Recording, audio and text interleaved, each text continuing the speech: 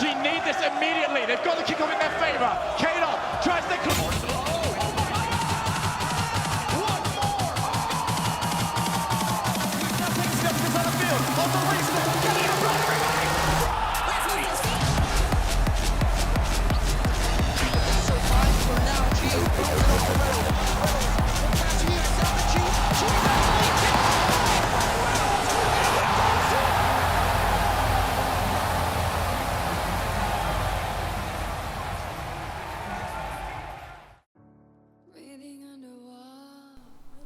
After Garrett G lifted the cup at Season 8 Worlds against Vitality in 2019, Season 9's World Championship was cancelled due to the pandemic.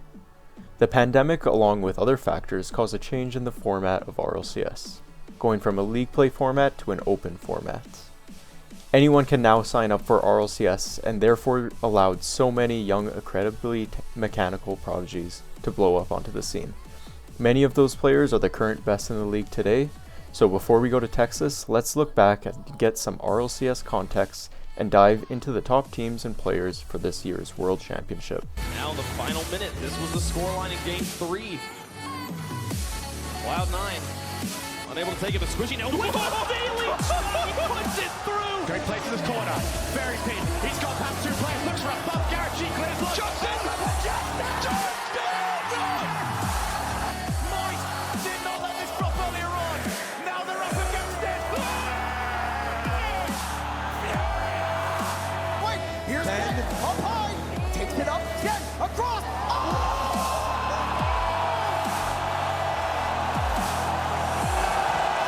Call him Mr. Physics. He bent reality to his will. In 2020 and 2021, during the pandemic, BDS, led by Monkey Moon, dominated Europe like no other team ever has. Their only competition was an old Team Vitality with newly joined Alpha 54. Meanwhile, across the pond in North America, Rogue's prodigy First Killer, one of the best 1v1 talents and highly anticipated rookie, had his introductory season. Him, along with Beast Mode on another team, carried their teams to be competitive with the top, but never won any significant events. The lack of lands for these 2 years amplified the international rivalry and the NA versus EU debate. In the 2022 season, LANs finally made their much anticipated return and introduced minor regions like Middle East, North Africa, and Sub-Saharan Africa. In North America, Daniel had his rookie season and had a very similar story to First Killer and Beast Modes from the previous season. At Major 1 in Stockholm, BDS wiped the floor with North America and cemented their championship over the Major and the 2020 and 21 season. Monkey Moon was the best player in the world, and France continued to dominate the world. At the next Major in LA, G2 with Atomic brought pride back to North American fans with their win over, but would have their revenge and win the next Major in London against the Falcons from Middle East North Africa with TRK. Were favorites to win Worlds, but were upset by Yan from South America's team Furia. Yan scored the goal of the series in the series of the tournament, and it was made clear that a minor region LAN is not an if, but a when. BDS wins the grand finals of Worlds, and Monkey Moon, along with mid-season trade Seiko, beat G2 to become world champions.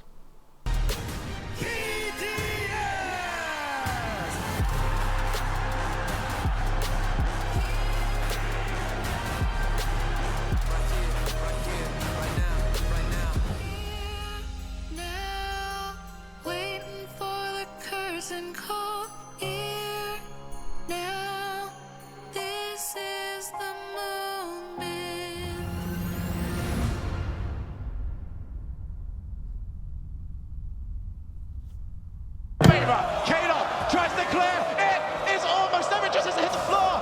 Violet Panda puts it a long way.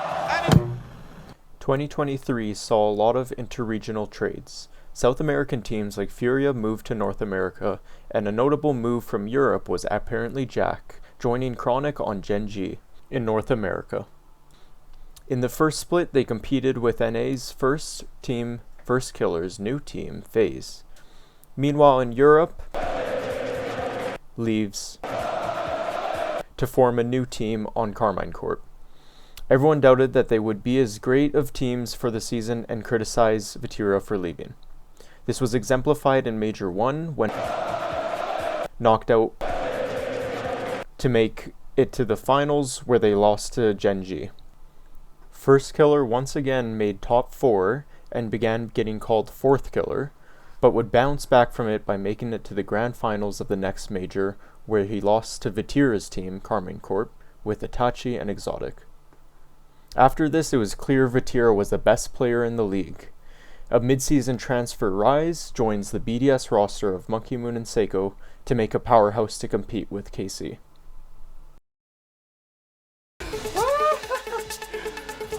This is funny, because whoever gets this guy wins RLCS.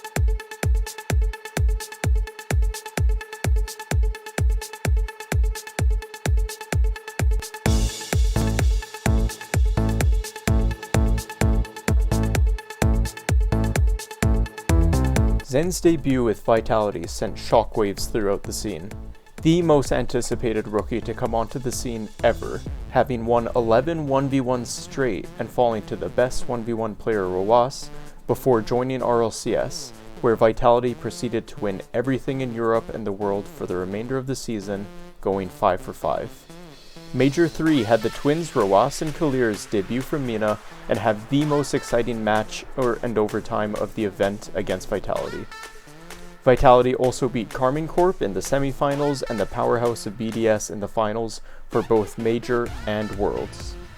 Team Vitality's dominance blew up every single roster as every team in the world except Vitality made a roster change.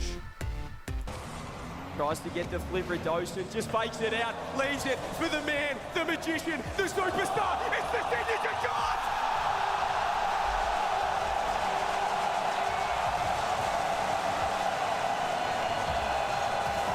Watch it! Love it! You're all living in it! Welcome to the age of Zen! The Golden Hornets are puppy! And it's almost there! Justin keeps it alive! Teleposite there! Bounces into the corner! Energy still around! Justin is there for the shot! Justin! Justin! This is Rocket League!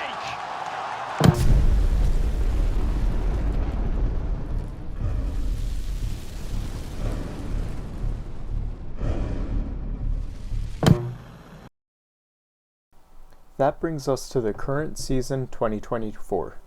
Budget cuts and massive layoffs across Epic Games, Psyonix, and the RLCS team negatively affect everything Rocket League. The game receives less Rocket League content than Fortnite. Even with the lack of updates, lack of communication, and loss of features such as trading, the pro scene is more competitive than ever. 2024 has many of the same players but new teams. We'll cover more in depth later in the video, but these current pros are always pushing the skill ceiling and are now so consistent in fundamentals. Kickoffs have blown up in the meta, and Middle East, North Africa, and South America teams are making waves in the scene.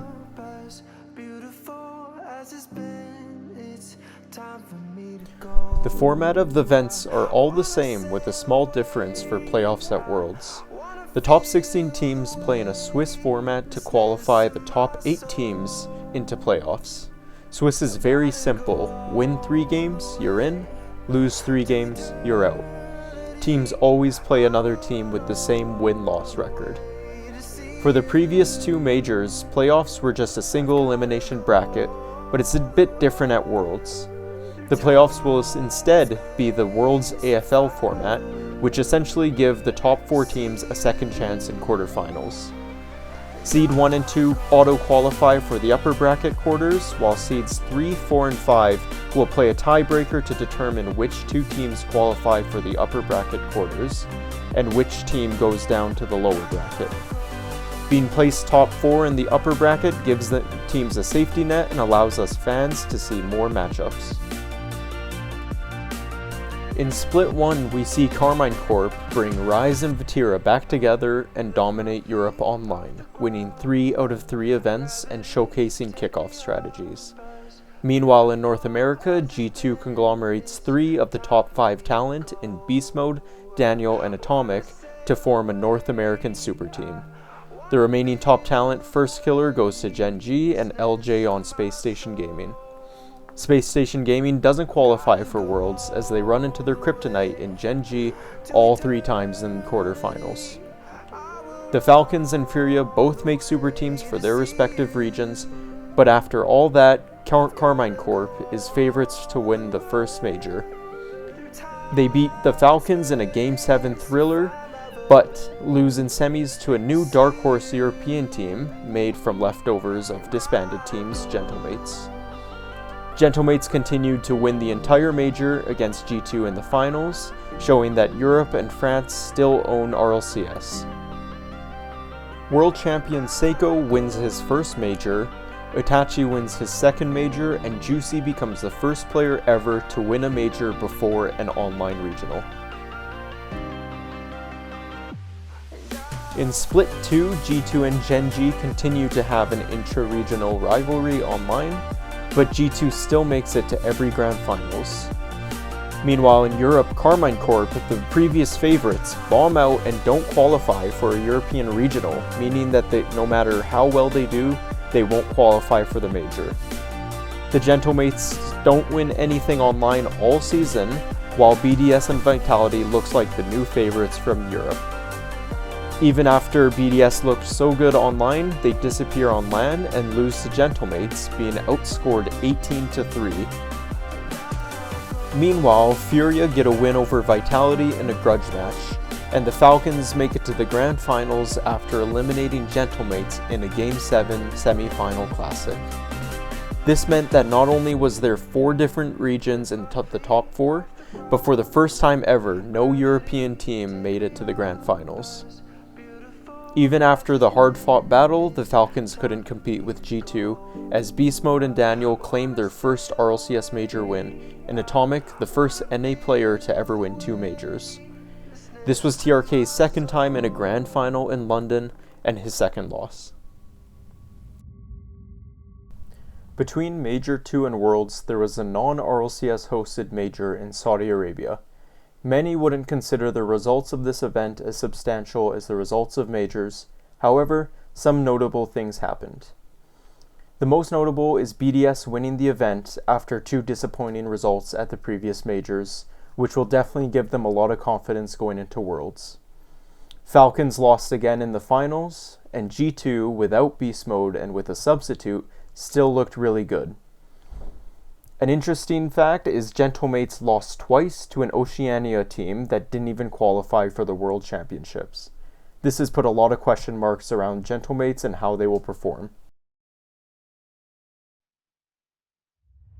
Dickies Arena, Fort Worth, Texas, welcome to Championship Sunday! This is the moment, here, now, the final countdown to the final chapter. No back and forth, it's turn after turn, bumps it off, now comes the follow! No one from G2's there, they went for the dunk. Now Monkey moves downfield, a pass in front. We are going to Champions Field!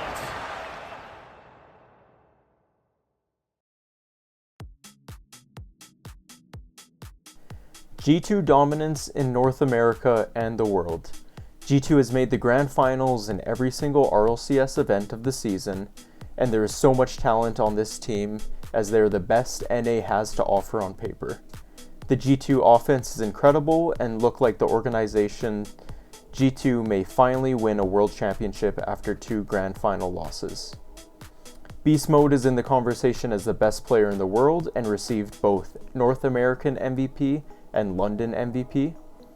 Daniel is one of the best players in the league that blew up on the scene and as a wonder kid.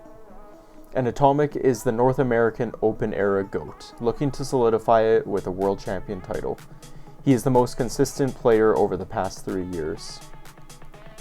Now for a little tinfoil hat, They're on the exact same trajectory that Moist was in the 21-22 season, where they went second in a major, then first, and skipped the pre-Worlds event, going into Worlds as the favorites, but were upset in the quarterfinals. Gen G Mobile 1 Rocket League Racing, along with Gentlemates, are the most likely team to beat G2. Gen G have had great success in North America, but failed to translate it to LANs. They have only made quarterfinals, but still look somewhat competitive. They just need to have a pop-off series and take a win against a competitive team. First Killer is still looking to win his first event. He's been to 15 RLCS S-tier events and placed top 4 in 8 of them, gaining the nickname Fourth Killer. Chronic and apparently Jack are trying to regain since their 2022 major win. Apparently Jack is one of the smartest and most confident players in the league and takes the team captain role for Gen G. And Chronic has had question marks around him the whole season. He fills in roles on the roster, but his defensive inconsistencies this season have made Gen G struggle. Space Station Gaming have been cursed with quarterfinals and losses to Gen G. They didn't qualify to the first major after losing 3 times to Gen G. LJ is the life of this team, and if he's enabled, SSG can upset any top team. Hawkser and Chicago have improved a lot throughout the season, but are mostly there to enable LJ. Hawkser is a defensive and conservative player that passes and enables LJ, while Chicago's looking to regain after being booted off G2, the org he's been on since 2018 and made 2 World Grand Finals with. Chicago's a veteran in the scene and excels at precise passing and precision striking. Gentlemates Alpine, a team made up of leftovers from the previous season's top teams, came into the Copenhagen Major as the 4th seed from Europe and a dark horse team. They shocked the world and completed one of the most impressive tournament runs yet. Since then, they've been the most dominant LAN team this season. Seiko is a previous world champion when he was on BDS. He's a standout player on Gentlemates and always enabling his teammates and solid defense. Itachi is the European MVP, the goal scorer for Gentlemates, and the offensive specialist. Both Itachi and Seiko are looking to solidify and surpass Monkey Moon as the modern era GOAT. Juicy is the only player to win a major before winning an online regional. He was the Copenhagen MVP and an offensive shooter and menace for the Gentlemates. At the EWC, they lost twice to an Oceania team that didn't even qualify for Worlds, so there's huge question marks around this team after that. And tinfoil hat time, the last time Seiko lost to OCE was right before he won Worlds. Team BDS have looked amazing in Europe online, but terrible losses in playoffs on LAN. Their win at the EWC will definitely help boost their confidence for Worlds. Monkey Moon is the undeniable GOAT of the modern era. He's a world champion with amazing game sense and great defensive capabilities. His only issue, if he starts tilting from missing open nets or performing poorly, he'll lean back and that will greatly affect the rest of the BDS roster. Another Worlds win, however, will cement his legacy as the all-time GOAT. Exotic is famous for his bot Fennec playstyle, which prioritizes game sense and 50s over flashy mechanical plays. This makes Exotic one of the most consistent players in the league.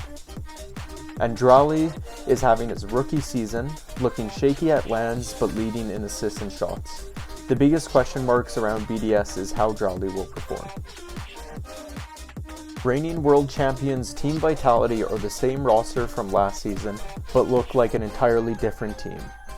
Zen and Alpha's legacy will be cemented with another win and will be in the argument for undeniable GOATs.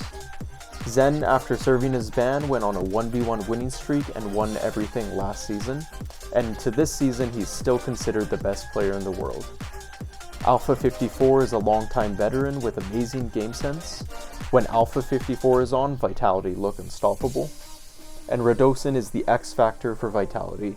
He's not a superstar player, but when he's feeling it, his teammates get massive buffs.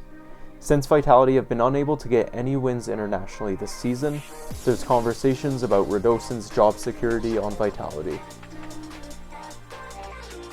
Karmine Corp dominated the first split and were favorites to win the major, but then they didn't qualify for top 16 for a European regional and missed the second major.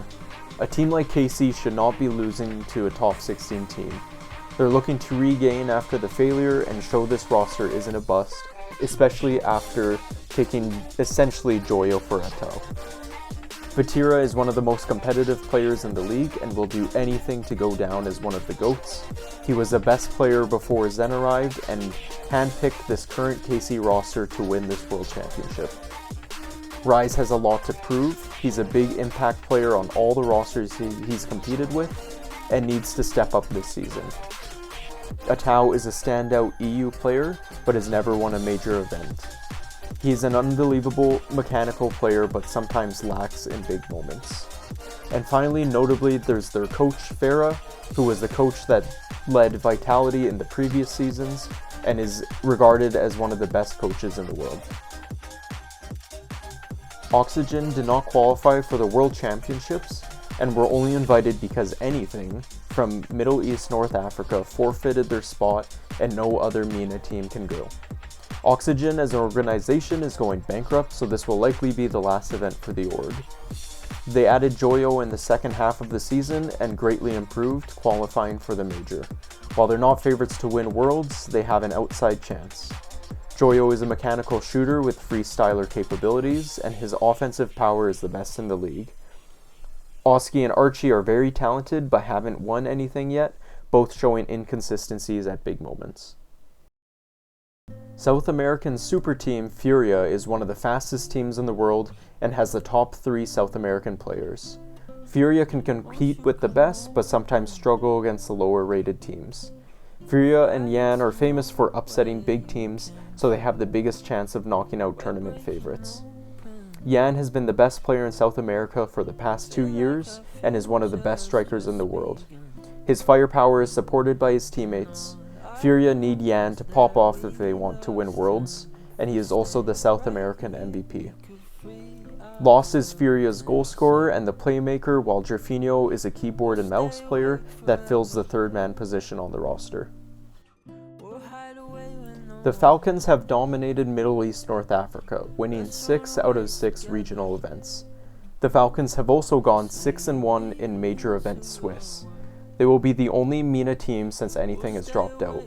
There is so much talent on this team, and they have the highest peak of any team in the league. On paper, this team has everything, but fall flat in grand finals. MENA winning a world event or even a LAN would be huge for the RLCS scene, and they are currently the best non-NA or EU team to have a chance at winning Worlds. TRK is the best player from MENA, the goal scorer that's balanced in all things and skills. The Twins are the new, young talent rising up from MENA, with Roas showing off defensive masterclass and was the one to break Zen's 1v1 streak. He's the best 1v1 player in the world and has translated his skills to 3v3. His specialty is his goal line saves, and his brother Kalirs is the offensive shooter for the Falcons that creates offense for the team. He seemed like the most nervous player in the grand finals though, so can he keep his composure on the world stage? Other stories happening at Worlds this season are the Chalkcast versus First Touch in the Great Yap Off. It's a show match between the two podcasts and will surely be a lot of fun. I'm a leader. Who sits in the middle for y'all?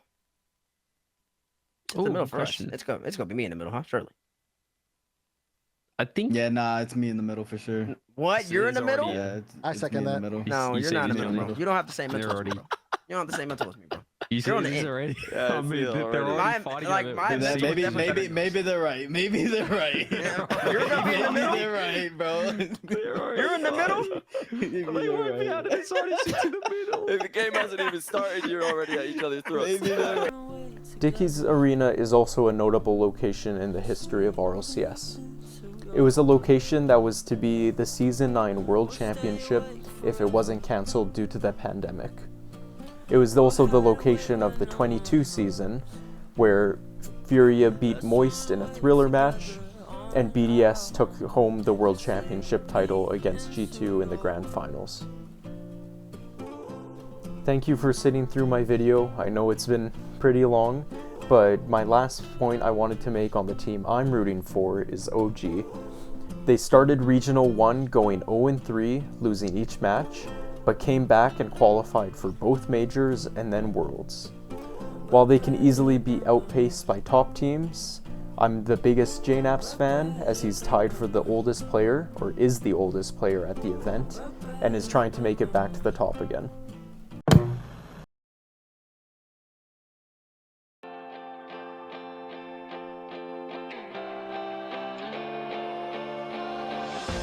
I remember I was in training, trying to do like air dribbles, and when I did one, I like took my phone and recorded it.